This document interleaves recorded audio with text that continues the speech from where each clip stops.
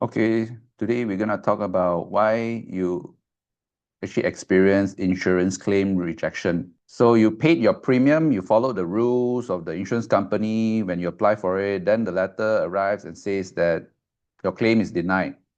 Here's some of the insider truth about why it happens and exactly how to stop it from happening to you. The nightmare scenario, you paid 300 ringgit a month for the last 5 years and suddenly you got hospitalized and need to go for surgery, and upon discharge, the clerk said your insurance company declined the guarantee letter and you have to pay this 25,000 ringgit out of your own pocket. Thousands have been affected in Malaysia. Claims rejection happens to thousands of Malaysians every year, and 90% of these are actually preventable. Most rejection stems from simple, avoidable mistakes made before the doctor writes a report. The four main reasons for a claim to be rejected. Number one, non-disclosure. Leaving out medical history on your application, even minor things. Second, waiting and survival period. Filing claim during the excluded time window. Third, reasonable and customary charges, bills that exceed what insurers considered standard pricing. And number fourth, non-panel hospital, going to hospitals without direct insurer billing agreements. The first reason, the non-disclosure. When you apply for the insurance, you'll be asked, have you had any symptoms or sought medical advice in the last 5 years? You think that I went to a clinic for headache once, it was nothing, so you leave it blank.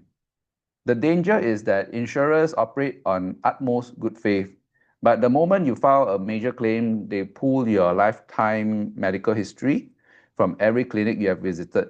One undeclared note can void your entire policy, even for unrelated claim. How non-disclosure destroys your claim? Firstly, unreported visit. Headache seen at clinic non-disclosed. Policy was purchased thereafter. Insurance bought without declaring the visit. Major claims such as a large claim made for stroke or similar, and subsequently the policy was voided because the insurer found records and void policies. So during the contestability period, the first 2 years, insurers can investigate and void your policy retroactively.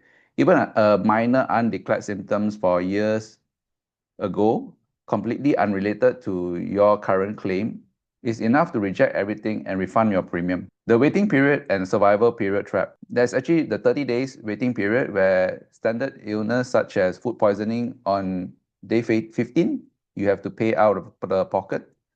Let's say for 120 days, there'll be specified illnesses such as cancer, tumor, cyst, kidney stone, heart disease. If you're diagnosed on a day 90, you're not covered. So for within 14 to 30 days itself, critical illness survival period.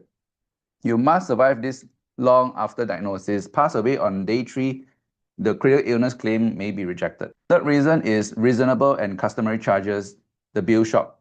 Your insurer has a database of what procedure should cost. If the average appendectomy is RM 12,000 ringgit and your hospital bill is 22,000, they'll say we'll pay 14,000 ringgit and you cover the rest. It's not fully covered, such as admin fees, registration, extra meals, take-home vitamins, admission kit, and telephone charges. Even if 100% cashless medical card, you will need to expect to pay some out of own pocket.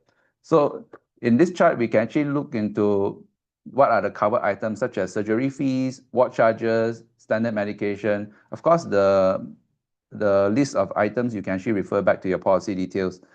For the non-covered items such as admin and registration fees, extra pillow and gas meals, bottled water and toiletries, telephone charges, and take-home vitamins, they are normally not covered under your medical card. So your claim proof action plan will be to make sure you disclose every single thing when you apply for your insurance policy. Don't let minor details affect you.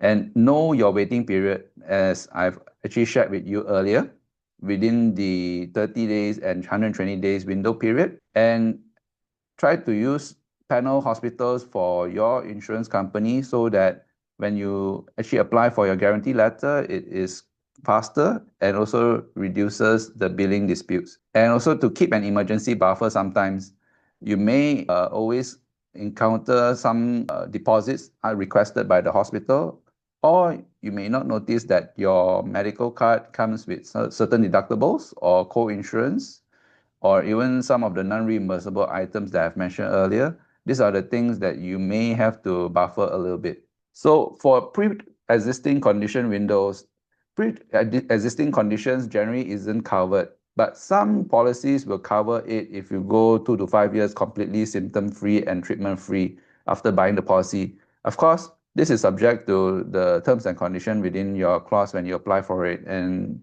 you will have to refer back to that condition. So some of the pro tip is you can actually try to WhatsApp your agent this weekend and ask if there's any active exclusion or waiting period on my medical card. Understand it, and then you will be able to find out. So I want to say is that a lot of people will say insurance is a scam. I can't file a claim. I will say that insurance is not a scam, but the contract is everything. It's just like a black and white, what you have agreed upon when you come in with this relationship with your insurance company. The insurers are not evil. They are just businesses running on a strict legal contract. So play by the rule and they will pay you. Cut corners during your application and they'll use those same rules to deny your claim. So disclose everything, full transparency at application, know your policy, the waiting period, the exclusion, the survival clause, and stay prepared for your panel hospitals and any emergency cash buffer. So if you have any questions or inquiry, you can feel free to reach out to my socials and I will try my best to assist you. I'll see you in the next video. Thank you.